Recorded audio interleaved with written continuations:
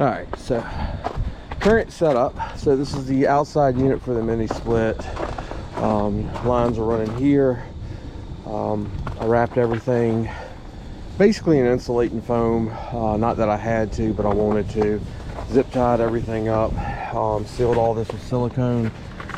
That's the drain line coming out from the condenser inside, and that's the 120 volt 15 amp plug that goes into a battery charger that goes over to the bus bars and charges the batteries. Yeah, so this was scrapping with Grandpa's trailer. He gave me a great deal. I purchased it from him. All the lights on the outside are replaced. Every light. Still have to tie the wire up in the fender well right there. But that's a minor thing. But yeah, so looking in the trailer,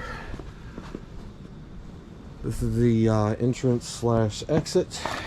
So we're coming in here. This is all the solar 4 100 amp hour batteries. I can't talk today apparently.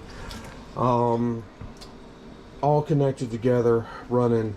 It's a bus bar between these two here, all the way in the back, and one of the leads from that charger go there, and then I've got a bus bar over here, and the other lead for that charger goes there. And this is the charger that the cord plugs into from the outside on that pass-through plug. The plug's right down there where all the other lines are coming through. So we bought the cabinets from Lowe's, brought them in, basically bolted them to the wall, the back wall, the floor, so they won't move. Put a piece of plywood on top.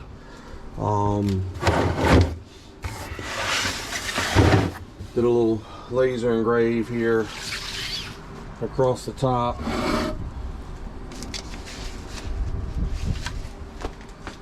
This is the EG4 6000 XP inverter. I'm really only using the load line because the battery charger charges directly to the batteries on the bus bars, and the load comes from the bus bars as well into the thing. So I have two other inputs I could add if I wanted to. Its original setup is this is going to be grid, which is your electric company, and this is generator, that kind of thing. Sorry, the load actually goes to the panel. The battery breaker is where everything's tied in. So the load runs over here to the panel, just as a little small sub panel. I basically set the breakers on this side on one, breakers. The receptacles on this side on one breaker, receptacles on this side, the other side, one breaker. Then I ran receptacles here as countertop is one, and I ran a set of receptacles, or one receptacle down there, because I knew it was going to be running the mini fridge and possibly a heater if it ever gets cold enough that I need it, or if I need it as a backup. The last breaker runs the mini split, and then from there the lights actually come off of a receptacle. Instead of running a whole different line for lights, they're all LED anyway, so I just plugged them in, put a receptacle up there, and run through. So this cabinet here, my door closed, holds my shirts. Let's see, shirts, hats, and maybe eventually sweatpants, and hoodies. But we've got some shirts and hats in there, I know, and I think there's a couple hoodies now. Just kind of building up stock on that. But this cabinet is getting ready to get moved all the way back to the back in that corner, because I think it's a 40 watt CO2 laser is on its way. Should be here in about 3 weeks, 2-3 weeks. And the only place that's big enough in this trailer to install it is here, and its main purpose is just tumblers. It's its main purpose. Maybe frosting some glasses, stuff like that, we'll see.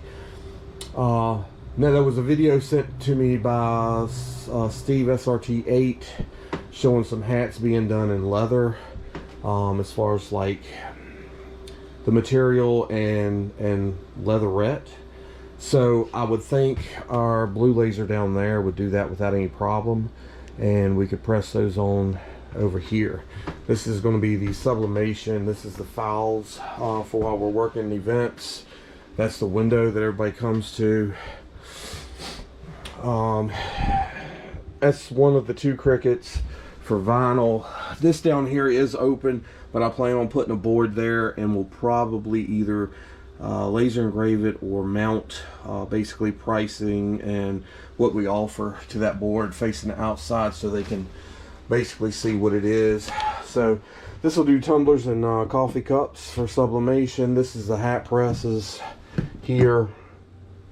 May eventually get an actual machine to do them with, but this does pretty good. Here's the heat press for the shirts, and let's see, mouse pads and other little things like that, so people can customize their desk. This over here we have been doing tumblers with here recently.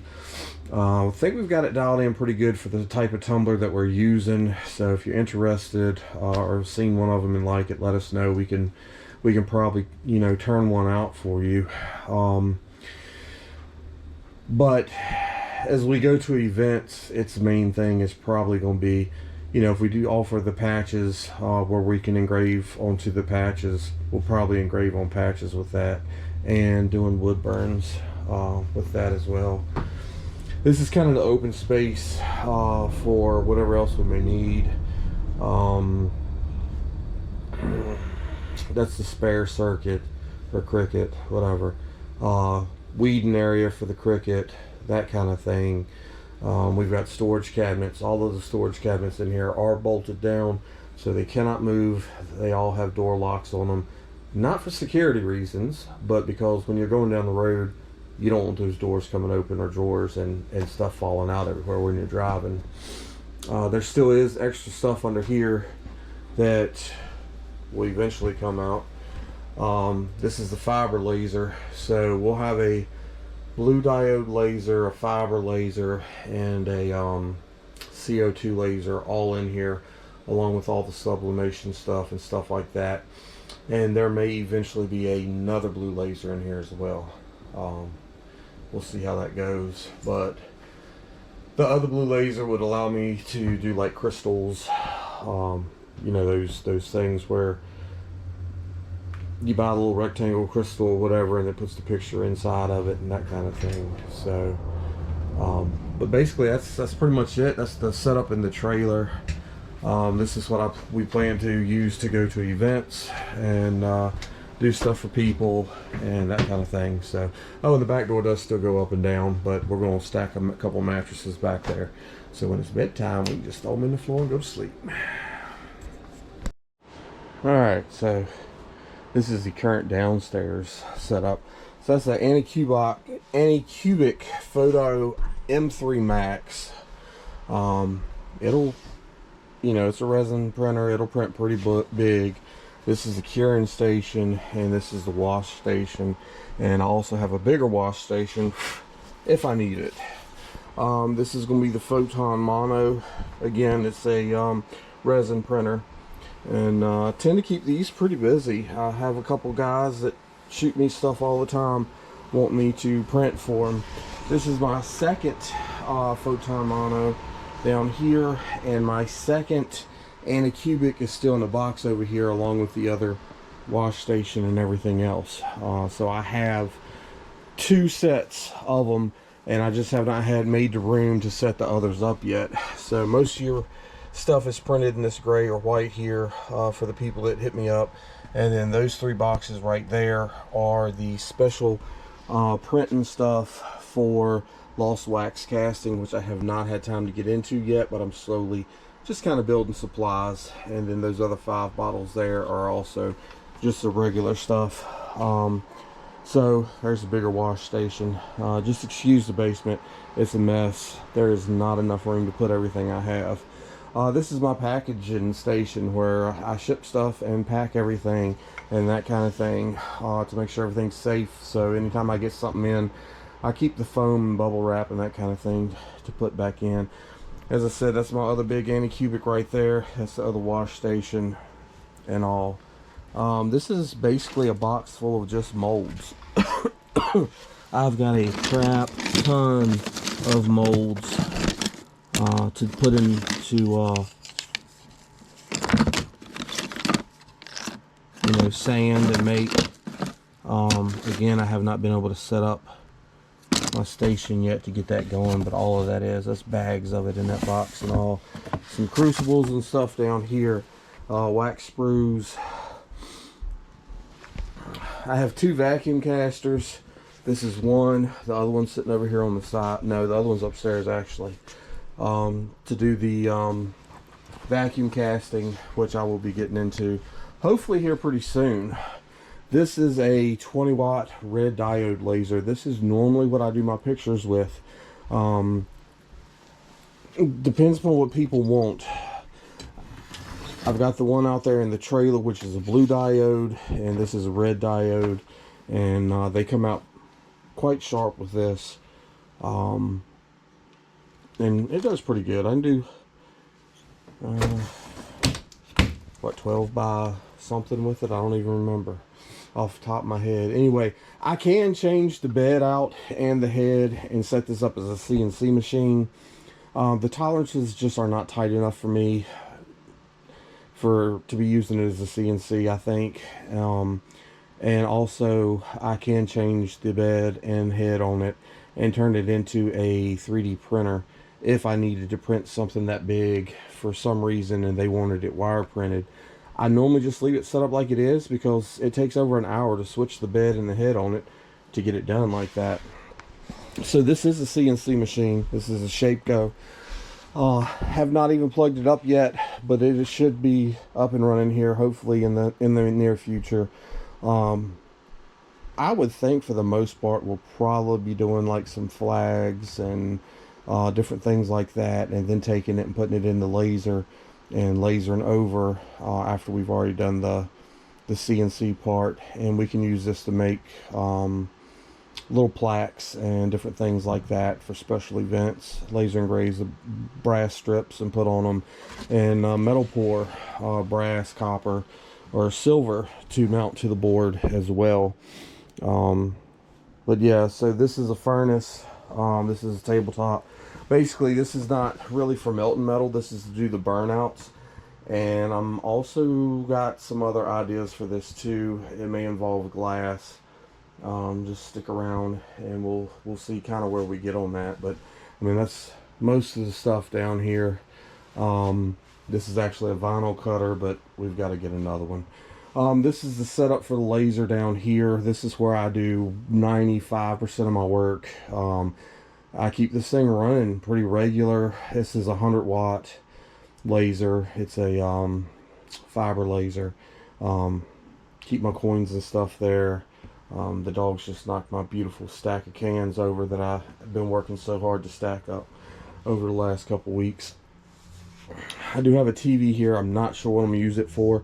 I do want to kind of start going live, but I've got to get stuff set up, and I may use that as a screen, you know, just to kind of show the live so I can see what's going on and that kind of thing. I'd kind of like actually to have a screen hanging up there, kind of pointed down to me so I can just glance up and see what's in chat and all. And that's my heat and air conditioning for right here.